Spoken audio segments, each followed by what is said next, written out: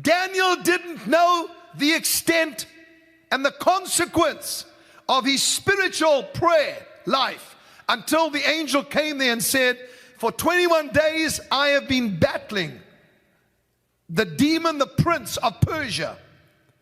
Now you've got to listen to this, because even though we are under new covenant, we think, well, Jesus took care of all that. Yes, he did for you.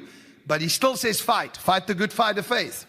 He speaks about spiritual warfare, that the weapons of our warfare are not carnal, but mighty through God to the pulling down of strongholds. Something that is in the heavenlies, something that is over this nation right now, has to be pulled down, and it cannot be pulled down by Joe Biden. It cannot be pulled down by the President of the United States. It cannot be pulled down by politicians. It can only be pulled down by the spiritual leaders that have set their heart towards the kingdom. Not towards failure, but towards the kingdom, and said, now we will pray, and whatever spiritual stronghold is over our nation, it will come to an end. I am one of those voices, just one. Whatever you bind on earth will be bound in heaven, Jesus said. Whatever you loose on earth will be. Give me that big key that's in my office. You have a key. I was going to tell you the names of God, but I'm not going to. I'm going to get straight into the spirit of Python and the spirit that has joined forces in order to try and bring this about. And it's happening, and it's taking place right now. Daniel did not know that when he was praying and while he was fasting, that there was a fight going on in the heavenlies. And this is what the angel said to him. He said, Daniel, I have come from a battle for 21 days. That Daniel fasted and prayed for 21 days. And he said, I have come because of your words. In other words, your prayers released me from that warfare. Now I have to return, because the spirit of Greece has come to join the spirit of Persia in order to bring about a victory. Daniel, keep praying. Daniel, keep getting revelation, because out of that revelation will come a revolution. Out of your revelation will come a revolution. I sing. Now, what I saw this morning when I was in prayer, besides anything else, that God was going to bring about a victory, a massive victory in this nation. But there were going to be some humbling moments in the White House, and humbling moments for this president. This is not that I'm against him. I'm just telling you, some humbling needs to start to take place. We need some humble people to come and to stand and to speak the truth. Humility is lacking. Okay, I'm not getting much response from that, and I don't blame you, because you're not sure where I'm coming from. As I was praying this morning, the Spirit took me into a heavenly place, and I began to realize that there was a stronghold that was joining the Python spirit. And now at this very hour, that spiritual force. Now remember, the angel spoke to Daniel about a prince of Persia and a prince of Greece, and the different princes, the ruling powers, or the not ruling now, but the powers that are at war with the people of God, and Israel specifically, are active at this very moment. And what are we doing? They have planned for the downfall of the U.S. economy. They have planned for the closing of non-profit companies and charitable organizations. They have planned for your downfall and for you to lose your money. This is not about a liberal or a conservative or whatever. It's not about that. Their plan is to destroy and to suffocate the very life out of you. That's their plan. They are active right now. What are we doing about it? What is our responsibility? What is it that we are supposed to do to bring an end to this? Well, we need to vote? Yes, okay, vote. Look what just happened. Vote. Do whatever you have to do. Make your voice known. But I'm telling you right now, the greatest power that you have and the key that you have is to find out what is happening in the spirit and begin to pray against that and declare that you are totally inoperable. You cannot operate in the presence of the people of the living God, and you cannot operate in the presence of the blood of Christ that speaks of better things than that of Abel. We are the princes of the blood royal. Do you understand that? If you do understand that, then I want every person watching me and all over the world to raise your hands up and say, I believe that my prayers make a difference. Therefore, what I perceive, I receive. So, Lord, I'm praying for perception to come in these next few minutes, that people would understand and see with the Spirit, and as they realize that their perception will bring about a prayer that will destroy this force that's trying to destroy America. And I can tell you many of the plans of the enemy at this time. I can tell you a lot of it. I don't need to. I've just told you a few things, and eventually it gets onto to your national news, to your news, so go and find out that's what they're planning. What is God saying, though? Now, let me say this to you in a very small teaching. The spirit that we are dealing with, besides Pythos, which we know God said He'll deal with, we have to pray against, and we have to sow into His kingdom. But the second one is Jezebel. Why are you talking about Jezebel today? Because this morning I saw those two forces joining, because the python is losing power and losing momentum. Just like when Gabriel spoke about the prince of Persia being brought down, this prince of Greece joined him in that battlefield. Now, I know some of you may be saying, I think you're crazy, and maybe I am, but I am biblically crazy. And so what I'm giving you right now is what happened in the Bible and what's happening right now. Every Bible name has a meaning. So much so that sometimes when God changed the nature of a person, He also changed his or her name.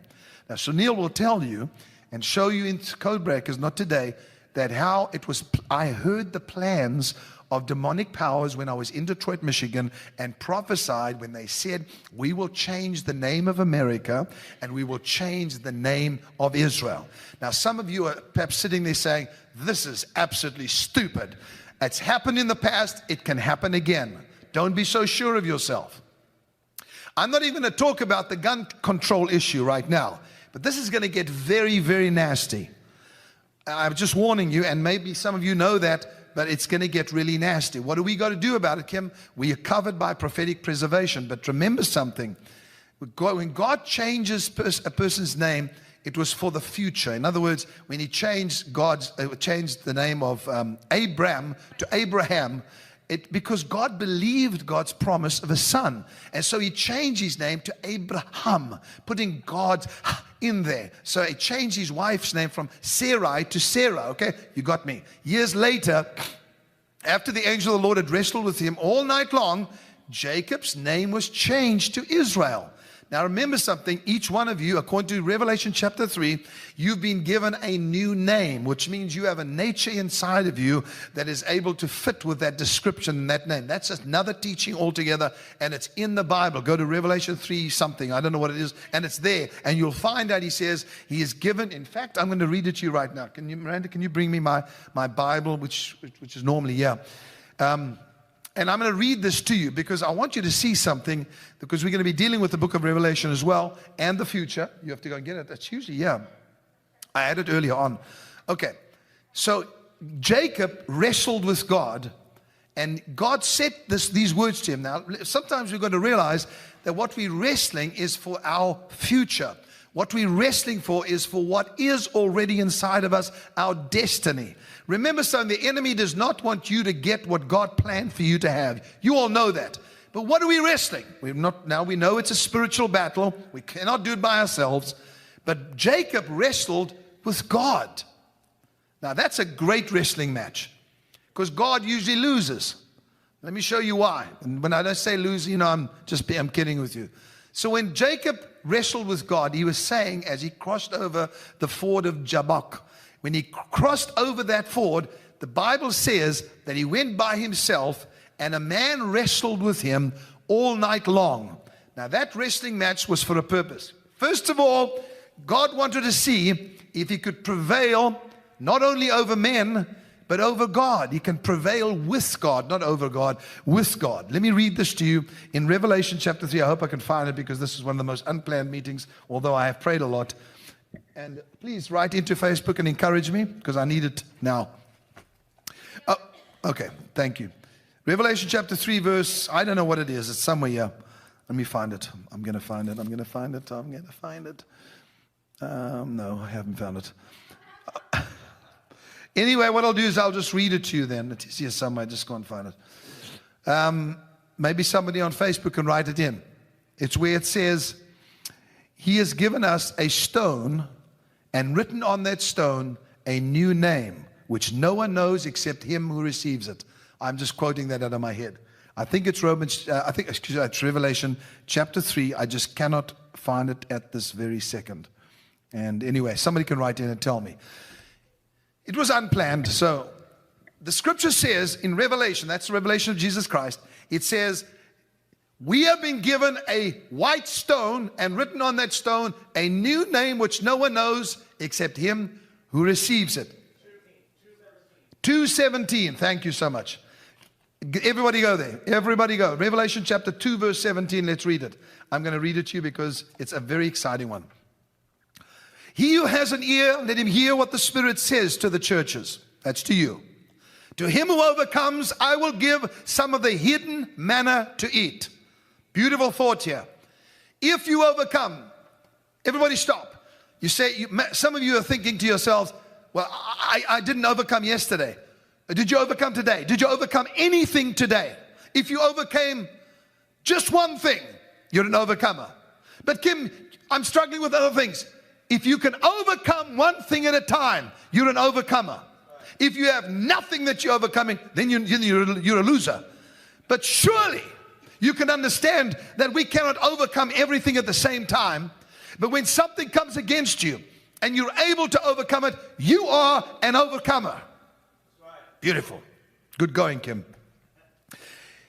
He who overcomes, I will give some of the hidden manna to eat. That which is hidden inside of you will come forth. Just like Hannah, the experience she had, we gave some of the hidden Hannah.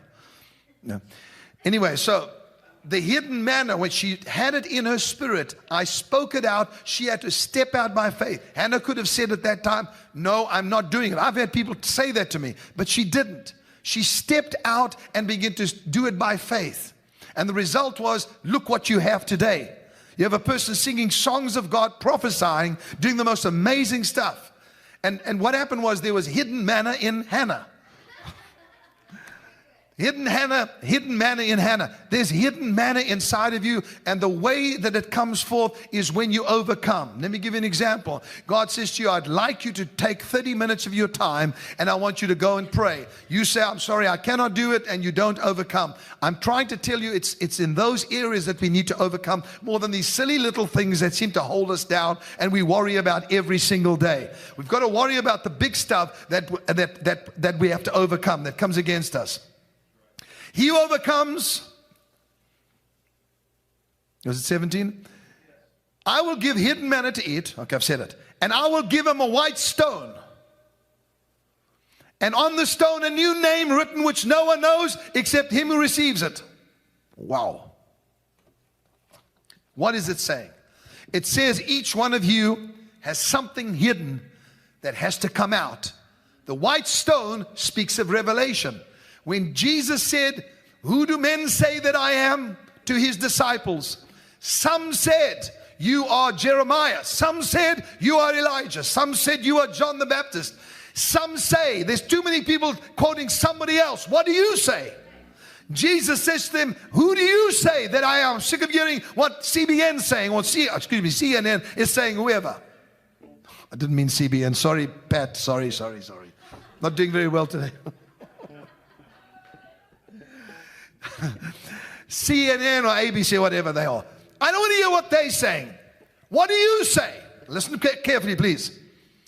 Nobody says a word. Simon Peter plucks up the courage because something's hidden inside of him.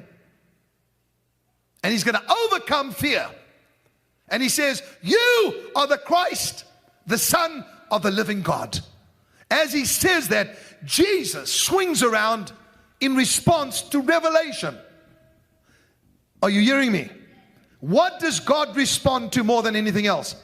Revelation. What he has revealed to you, speak out. I'm not ashamed to say I'm a prophet because God told me that, made me that. And I would be stupid not to say it. If God made you something, then you say it, you speak it out. So Simon Peter reveals what he gets. He says, you are Christ, the Son of God. Jesus responds to him and says these words.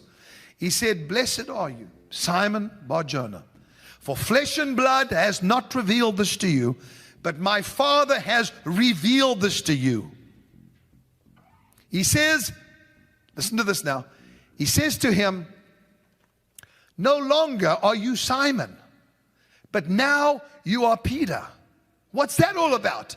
Well, remember when he first met Peter, he said, you are Simon, but you will be called Peter. Hidden inside of you is a reigning rock. And it was only when he spoke out the revelation and that was released that he became Peter. It's only when you speak it out, you overcome, and revelation is spoken out, that you become the stone. Now, what does the white stone speak about? So what did he say? What did he say to him? He said, where's my key? Forgive the den today, please.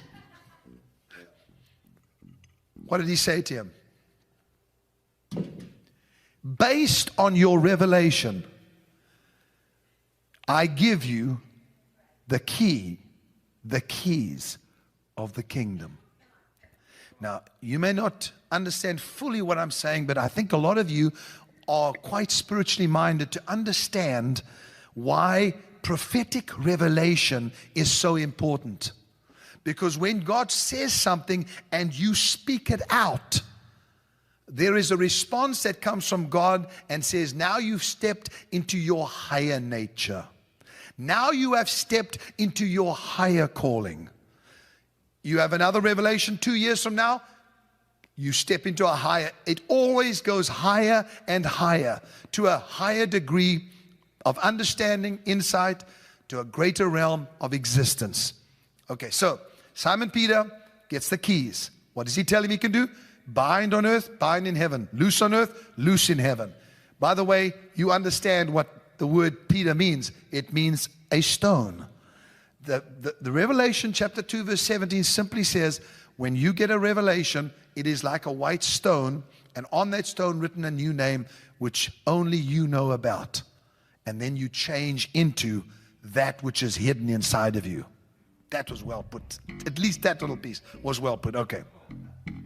In the New Testament, Saul of Tarsus, whose name meant demanded, he changed his name to Paul. You know what Paul means? Little, lesser. He was no longer demanding. He changed his name to humble or less or little. And this is what the greatest apostle became in his own eyes as he looked increasingly upon the greatness of Christ. It's amazing how often a biblical character lives up to the meaning of his or her name. It is. Sometimes, as in the case of Paul, they deliberately took a name that meant what he wanted to be. Now, let me speak to you in closing these last few minutes, because you and I have got to get to understand what is taking place in the Spirit. Let's talk about the name Baal. Baal is how you actually say it. The prophets of Baal. The word, now we're going to talk about it because we're going to get to Jezebel and find out what is creeping into our White House, our capital, our politicians. No, not because they're Democrats, not at all. But please take this warning, and today we are going to take some action in the presence of the Spirit. Now you stay with me. Am I getting any yahoos from Okay. Thank you. And I do this because sometimes I'm not sure if I'm connecting, because sometimes it irritates me, and the Lord does this to me. I wake up this morning, I have this perfect message, and then I go into my garden and oh no. It's just an hour and a half, it's beautiful. But and then I realize, he's telling me to do it today. And I'm saying, God, I'm not even prepared. I don't even know the scriptures. And then we got 20 minutes to go, and they're saying, well, you decided to start at 12 o'clock. Now, here I am. So I'm doing my best. Okay. Baal means master, possessor, controller, possessor of anything or everything. It doesn't just want one thing. It wants to possess everything. It wants to control you. Don't take lightly what this prophet is saying regarding the same thing that happened with Elijah. There was a divided opinion when Elijah got onto Mount Carmel to destroy the prophets of Baal and ultimately Jezebel. Do you understand that they were of two opinions? Israel. I don't think the church has ever been as bad as it is now in terms of a divided opinion about the future. And if we don't give them a glimpse into the future by saying it's not just bad, God is doing good things, God is doing great things, then they're going to lose it. And you and I are going to be suffocated. Okay. Each person has certain traits, vices, and then, of course, virtues that exist in your soul. Now, you and I have spoken about the soul. And each soul, listen to this, please listen to my statement. Each soul wants to coexist, which means to exist together. Okay? Like-minded souls search for each other. Now, we're not talking about virtues only, vices. Virtues, wonderful. I see a virtue in somebody, I like that, I am drawn to that person. Our souls attach. We're not talking about marriages and stuff like that. We're talking about in life. Even though marriage is it's a very important issue. I'm saying souls like to exist together. Now, that's in virtue, but also in vice, in evil. Souls look for one another to do things together. When they built the tower in Genesis 11, which top would reach into heaven, they were totally united. Their souls were coexisting, and they were doing it. The soul of the church needs coexistence as never before with each other. I'm saying to be united. I was telling my team the other day, I'm so proud of the Trinity. They do such a great job. You don't get Jesus complaining to the Father, I don't want to do that job, and the Holy Spirit saying to Jesus, I'm not going to. You don't have that. They are completely united. That's why they're called one. Now, it's the same thing is with the soul. You and I, all of you watching, we are existing together, and we have one thought in mind. Of course, that's Christ to be sent to the world and shown the good news, but also what is he saying now? And let us realize that the spirit of Pythos and the spirit of Jezebel have now sought each other so they could coexist and they could become multiple powers. What does that mean for us? It means control. Listen, control is not always bad, but it's getting worse. Now, this is dangerous when these souls try to coexist, when there is evil and bad in a human soul, because the mischief doubles. The mischief multiplies as they coexist. The name Jezebel means non-cohabitant, without obligation. So Jezebel, if you want an answer, is not just a wicked woman, because people have picked on these poor women for years.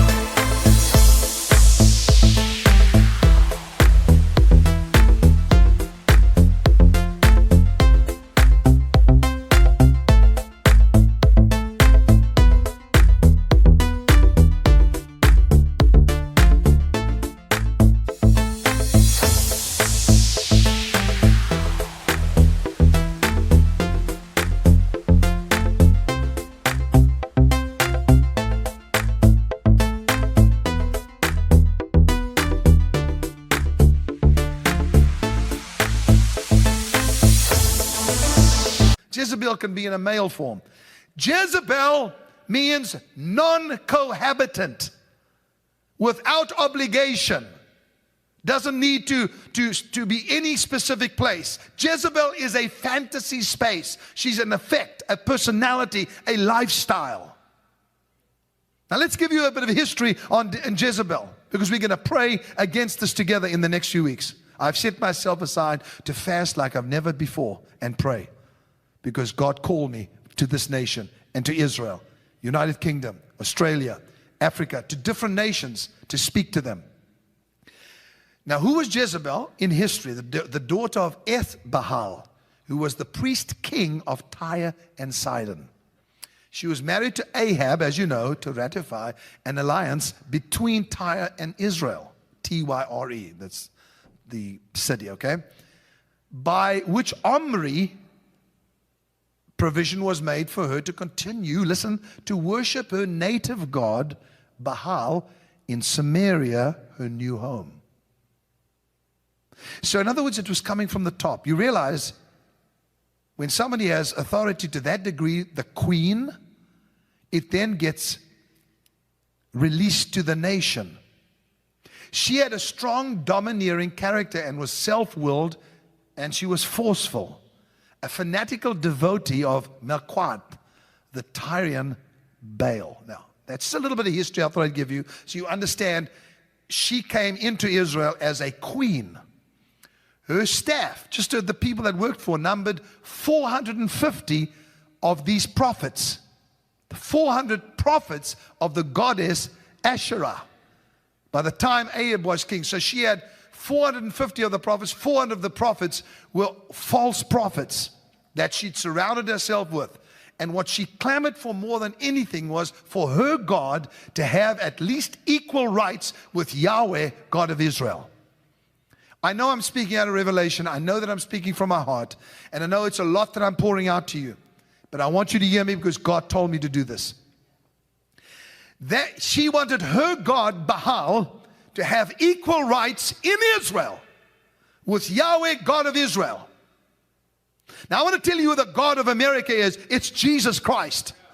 And I'm not saying the Lord God, or I'm not saying Yahweh or Shalom. I'm saying His name. Jesus Christ. People came to this nation for that purpose. This nation was brought to being for one reason: to announce to the world that there is only one God, and that is Jesus Christ. There can be no cohabitant. There can be no equal other than Jesus Christ. There's no other God that is equal to Him. Do you understand me? So, Kim, you're going to get into trouble because in this country we let all religions operate. I know. But there's only one God. Those aren't real gods. Jesus Christ is Lord. Thanks, Charlie. This brought her into conflict with the prophet Elijah.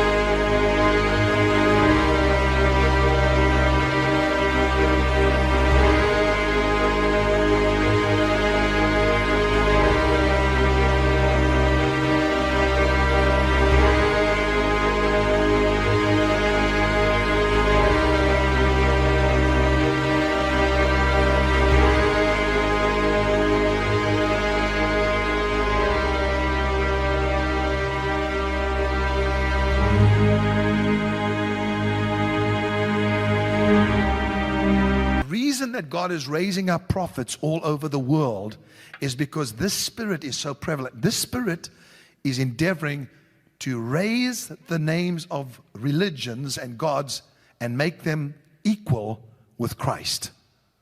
Then it'll get worse. Now we come to the real issue. Now Elijah says, oh, I see. The conflict begins with the prophet Elijah. A battle between Yahweh and Baal is about to take place in the United States of America. Come, Joel. In the United States of America. Did you hear what I said? Kim, I've never heard you being so negative. This is not about negative. We're still going to be blessed. We're still going to have our families. We're still going to see God's abundance in our life. I want you to know that this force is bringing a conflict with the prophets because it has decided that it will dwell in this United States of America.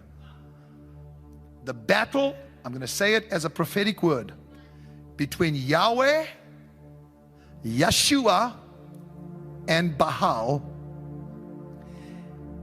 is about to take place. A battle in the United States of America.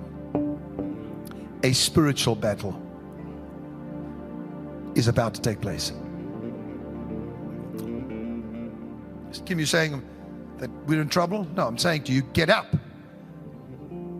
Get out of slothfulness. Rise up and pray and fast with me is my request. You don't have to give up all your food. All you got to do is give up something and say, we're going to do for the first 100 days in the United States of America and all over the world. I want all of you to join me. I'm going to go on a partial fast to see this victory brought about and the prosperity of his people to take place. A battle between Yeshua and Baal is being fought in the United States of America and is beginning right now. Now, what happened? What happened on that mountain of Carmel? A massacre. I'm not being dramatic. A massacre took place